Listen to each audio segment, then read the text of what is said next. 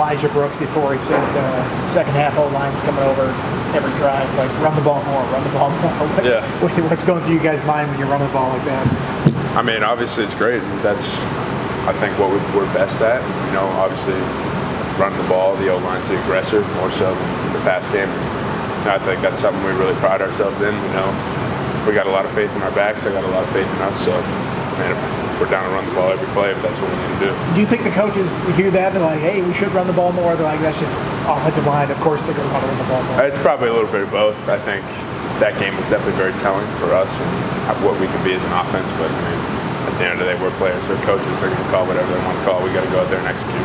Is there something during the self-scout, during the last open week where you noticed, hey, we have success running the ball, let's do it more? I think every week, kind of week in, week out practice gets the scouts, it kind of looks the same regardless. I think obviously we'll see what plays we want to run, what we think is going to work the best, but you don't really know until you get out there in the game. That's when you really feel it the most. You guys have had so many different alignments. In the last couple of weeks, you've tried the same line out there. How much does that help? It just sort of kind of a little bit of consistency with who's out there. I think a ton. I mean, obviously we're a super close group, but the only way you can really build chemistry on the line is by playing next to the same guys. And I think, you know, we're fortunate that injury-wise, we've been healthy these past couple of weeks, been able to try the same five guys out there in the same spots, you know, especially for me, playing next to Lath more, it kind of helps, like we're better communicating with each other. We can kind of play off each other a little bit better when, you know, things happen fast, so it's definitely a blessing.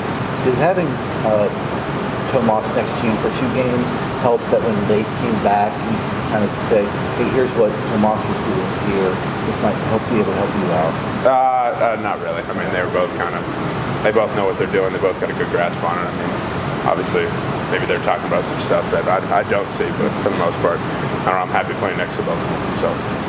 Second half, it seems like you guys really overwhelmed them on the ground. Can you sense from a defense when they're tired or, man, just don't want to have to tackle Terrier or Marcellus or Kyron again or more? Yeah, I mean, for sure. I think we felt that on a number of occasions, and I give that credit to Ferg. I think he's done a great job kind of preparing us to be able to go out there and, you know, by fourth quarter, by overtime, like, we were good. Like, we were like, keep going, you know.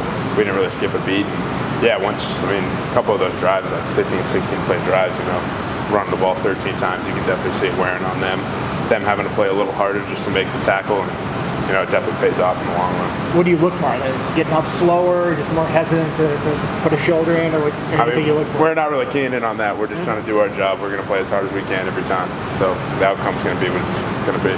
What's the challenge that Louisville's defense presents, especially in the run game? I mean, I think they're just a great team overall. They remind me a lot of Vandy. You know, you just look across the board, just a lot of great guys. They're really good at what they do. They stick to what they do, and it works for them. So they get a little exotic at times too, and, you know, we got to do a great job communicating, obviously, and, you know, sticking to our rules. But they're a great team, and I'm excited to get back out there on Saturday and Lane. I think BC got to 130 rushing yards. Do you take anything from what BC did, or is it just like, okay, different offenses, you know, we'll go with what we got? I mean, we're just kind of watching a little bit of everyone, honestly, right now. It's more so what we can see from their defense based on, like, I know a lot of teams ran a lot of different stuff at them, so we're just trying to take stuff from what they ran against them, how it worked, how they reacted, and trying to build it in our own game plan. So it was this team's first comeback win in a while. What's the mood at halftime when you're down 20-10 in that game? Confident still? How do you go into that? I mean, I think there was definitely a little bit of, you know, just like John and like guys obviously not happy. We were up 10 and then coming in down another 10. I think, I don't know, we've been through that rodeo so many times. I honestly think the plan was just to go out there and play it as hard as we could every time. I mean, that's what I always talk to the O-line about. That's what we kind of talk about with each other. I told them pregame, like, I don't care if we lose by 30. I don't care if we win by 30. I don't care if we win by 1. I don't care if we lose by 1. We got to go do our job. And, you know, our job doesn't change regardless of what the scoreboard says. So we're just going to go out there and play it as hard as we can, and the outcome's going to be the outcome. So I'm just happy that it ended up that way. Sorry about that. How important is it to have a 100-yard rusher to win? What's up? How important it is to get a 100-yard rusher in a game for you guys? I mean, it's great. Yeah, it's awesome. I mean, we're happy for him. Assuming you're talking about Marcellus. For the line, yeah. Marcellus getting. I mean, we're happy that we're able to get him the touches he needs and get him out in open space and let him work. He's really talented. All our backs are super talented, and, you know, same thing. If that's going to help us win, that's at the end of the day, that's what we're all here for, and that's what we want. So. What did you learn about a team when you're able to overcome a halftime deficit?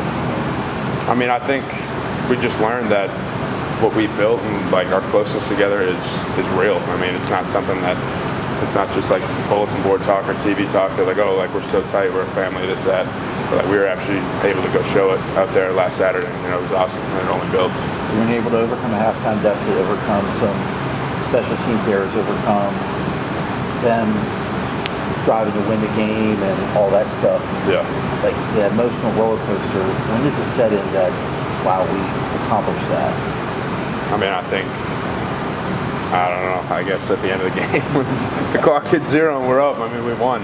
That's not really, like us personally, like we're not looking at the scoreboard, we're just trying to do what we have to do. The outcome's going to take care of itself. That's good. Thanks, John. Cool. Appreciate it.